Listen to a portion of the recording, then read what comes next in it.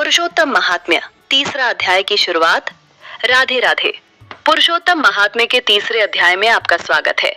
पिछले अध्यायों में हमने पुरुषोत्तम मास की महिमा और उसके पुण्य फल के बारे में जाना।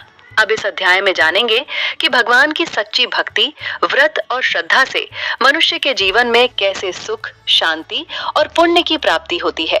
तो आइए भक्ति भाव के साथ सुनते हैं पुरुषोत्तम महात्म्य का तीसरा अध्याय। हे नारद जी, जो कुछ श्री कृष्णा ने युधिष्ठिर से कहा वही तुमसे कहता हूँ। एक समय धर्मराज युधिष्ठिर जुए में दुर्योधन से सब कुछ हार गए तो द्रौपदी के बालों को पकड़कर दुष्ट दुशासन ने खींचा और वस्त्र भी पकड़कर खींचे तो श्री कृष्ण भगवान ने रक्षा की। उसके पश्चात युधिष्ठिर आदि राज्य को छोड़कर काम्यन वन को चले गए। वहां पर वन में युधिष्ठिर आदि बाल बिखेरे वन में रहने वाले हाथियों की तरह वन में फलों को खाकर अति दुख को प्राप्त हुए। एक समय देवकी के पुत्र श्री कृष्ण भगवान उनको दुखी जानकर काम्यक वन को गए। उस समय युधिष्ठिर आदि श्री कृष्ण भगवान को देखकर ऐसे खुश हुए मानो देह में प्राण आ गए हों। वे बड़े प्रेम से मिले और हरि के चरण कमलों में नमस्कार किया। द्रौपदी ने भी प्रणाम किया। राजा युधिष्ठिर को दुखी देखकर और ऐसे ही द्रौपदी को भी दुखी देखकर श्री कृष्ण भगवान भी अत्यंत दुखी हुए। जब विश्वात्मा भक्त वत्सल्य भगवान ने दुर्योधन को भस्म करने के लिए कोप किया तो मानो करोड़ों काल कराल समान मुख से प्रलय काल काल की अग्नि उठी हो और दांतों को पीसते हुए मानो त्रिलोकी को भस्म कर देंगे। तब अर्जुन श्री कृष्ण भगवान को क्रोध में देखकर भय से कांप उठा। युधिष्ठिर और द्रौपदी तथा दूसरे उपस्थित वृंद हाथ जोड़कर भगवान को प्रसन्न करने के लिए स्तुति करने लगे। अर्जुन कहने लगे, हे कृष्ण, हे जगन्नाथ, हे नाथ, मैं जगत के बाहर नहीं हूँ, फिर भी आप मेरी रक्षा क्यों नहीं करते?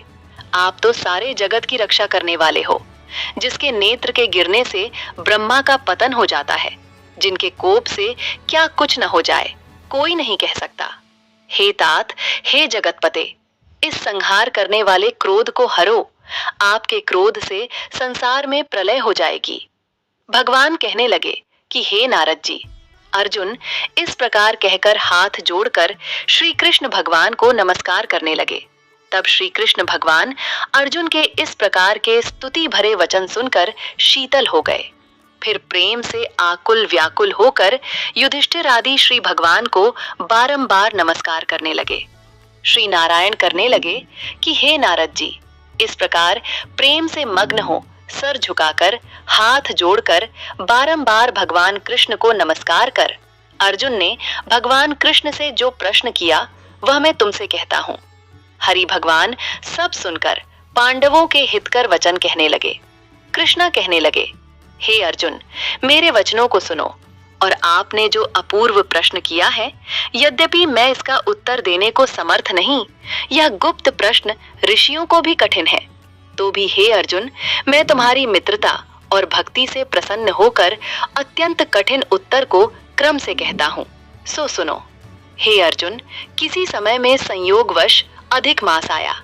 उसको सब असहाय निंदक अपूज्य मलमास और रवि की संक्रांति से वर्जित ऐसा कहते हैं, यानी गंदा मास होने से स्पर्श करने योग्य नहीं है, सब कर्मों में निंदित है।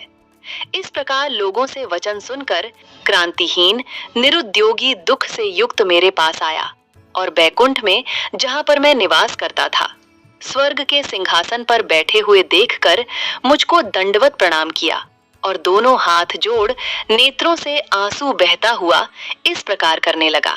इस प्रकार तीसरा अध्याय समाप्त।